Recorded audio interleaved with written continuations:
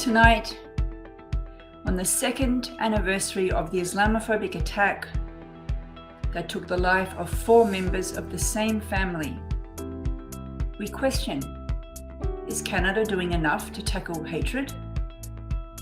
And reports of a new naval alliance in the making, which will see former foes come together as the West objects to the formation. We cover stories about Iran's new ballistic missile, heartbreaking Canadian wildfires, and demands to remove Durham Region's drag queen storyline.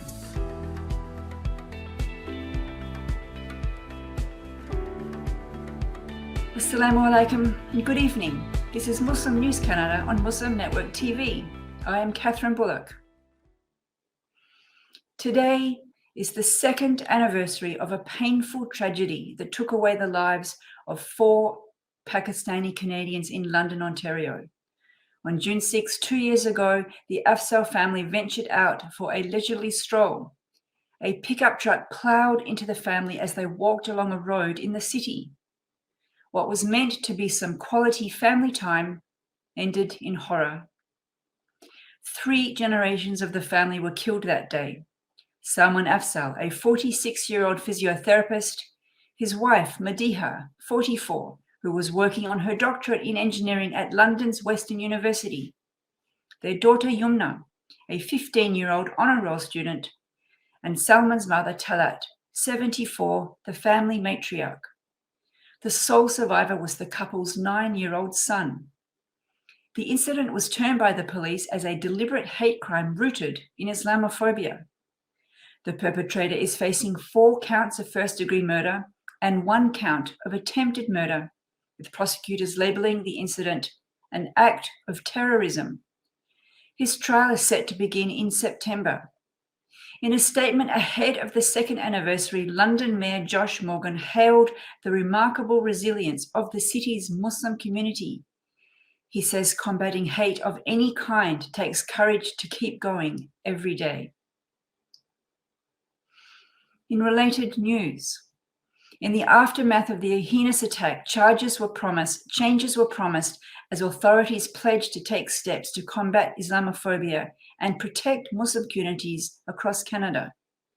Taha Ayur, Executive Director of Justice for All Canada, a human rights group based in Ontario, told a media source that federal, municipal and provincial levels of government have taken concrete actions to increase awareness of Islamophobia. These include infrastructure funding to address hate-motivated crimes in places of worship and appointing a special representative on combating Islamophobia. Rayor says his organisation remains critical of anti-Islamophobia efforts in Canada. He says despite multi-government efforts, Islamophobia is still rising. Rayor said this past Ramadan showed that anti-Muslim hate incidents are getting worse in the Greater Toronto area. Rayor says a better representation of Muslims can create safer environments. In London, a vigil for the Afzaal family is set today at the site of the tragedy, but many more events are scheduled during the month. The public library is highlighting Muslim authors. The city's museum has a London Remembers mural. The London Muslim Mosque will host this Saturday a question and answer session. Next week, businesses in the area will open a garden of reflection and remembrance to honour the Afzaal family.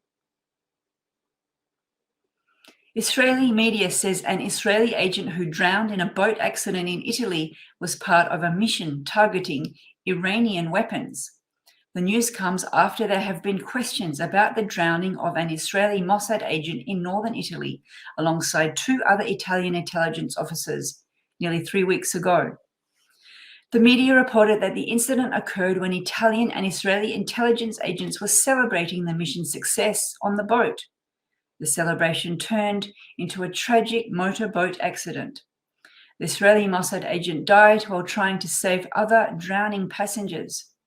2 Italian intelligence agents and a Russian woman who was reported to be part of the 2-person crew also died in the accident. Italian media reported that there were more than 20 agents in the boat, including 13 Israelis and 8 Italians. The newspaper says it is likely that full details of the incident would never be publicized. Iran has unveiled its first ever hypersonic missile today, which Tehran says can penetrate missile defense systems. Named Fatah, the black-colored missile is said to give Iran a military edge. Iran's state media published the images of the unveiling ceremony. The event was attended by President Ibrahim Raisi and senior members of the Islamic Revolutionary Guard Corps. State media says the missile can move at a speed of up to Mach 15. This means it can travel 5,145 meters per second. The missile has a range of 1,400 kilometers. It features a movable secondary nozzle and employs solid propellants that allow for high maneuverability. The name of the missile, Fatah, has been chosen by Iran's leader, Ayatollah Ali Khamenei. The name roughly translates to the opener. Hypersonic missiles move at 5 times the speed of sound or greater and are maneuverable, making them difficult for defense systems and radars to target. Although there are not a lot of details, it seems that the United States, Russia, China, and North Korea are believed to be the only other countries to have successfully tested hypersonic missiles. There are reports that Iran is planning to join a naval alliance with China, Saudi Arabia, the United Arab Emirates, and Oman. Sources say other regional countries, including Qatar, Bahrain, Iraq, India, and Pakistan, might also join the naval alliance. The aim is to safeguard regional stability themselves. A spokesperson for China's foreign ministry says peace and stability of the Gulf region is of vital importance to safeguarding world peace. The Chinese official expressed support for Middle Eastern regional countries in resolving disputes through dialogue and consultation. These reports of a new joint naval force to protect security in the Persian Gulf came after the UAE last Wednesday said it had withdrawn from the US-led Combined Maritime Forces, which operates in the Gulf waters. The Gulf nation said it remained committed to ensuring the safety of navigation in its own seas in line with international law. Meanwhile, US media are reporting that a US Combined Maritime Forces spokesperson says that Iran joining the alliance, quote, defies reason.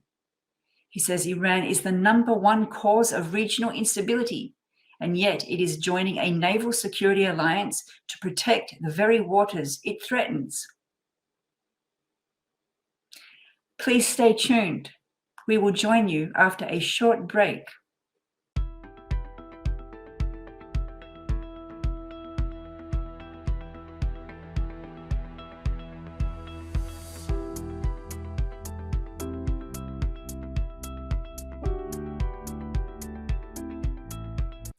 Canada has been battling raging fires since the beginning of May. Prime Minister Justin Trudeau says that efforts to extinguish these painful and heartbreaking wildfires in various provinces are continuing with full force. Trudeau has said in a recent press conference that Canada stands with the courageous women and men fighting the wildfires and the communities who have been evacuated. Canada continues to train firefighters through the Wildfire Training Fund. Through the fund, the government will hire over 300 Indigenous firefighters and 125 Indigenous fire guardians this season. Public Safety Minister Bill Blair says there have been 2,214 wildfires in Canada so far this year. Blair says these fires have burned approximately 3.3 million hectares. He says at present 26,000 people have been evacuated from their homes. There are now over 1,000 firefighters helping battle the flames from the US, Australia, New Zealand, and South Africa. Additional firefighters from France are also expected. The season severity is unusual not only in how many large fires are burning, but also because they are burning in almost all provinces at the same time. An online petition is demanding that Durham Region in Ontario stop organising and promoting a series of drag queen storytime events to celebrate Pride Month. The petition started when news circulated that All Durham Children's Aid Society is organising drag queen storytime for all children and caregivers as part of Youth Pride program. More than half a dozen public libraries have partnered in this initiative, including Oshawa Public Libraries, Whitby Public Library, Pickering Public Library, and Brock Libraries, among others. Durham Children's Aid Society calls the program family-friendly. It says the stories will celebrate diversity and inclusion. The petition says the initiative is to normalise a sexually perverse lifestyle among our children and society. It says the events will push a sexual agenda that destroys the core values of our society. As of this morning, the petition has received more than 9,500 signatures. We need your support for donations. Sound Vision is a not-for-profit organisation that relies on donations. Please scan the QR code in their broadcast or go to muslimnetwork.tv to donate now so that we can continue to amplify the voices of Muslims in Canada and abroad.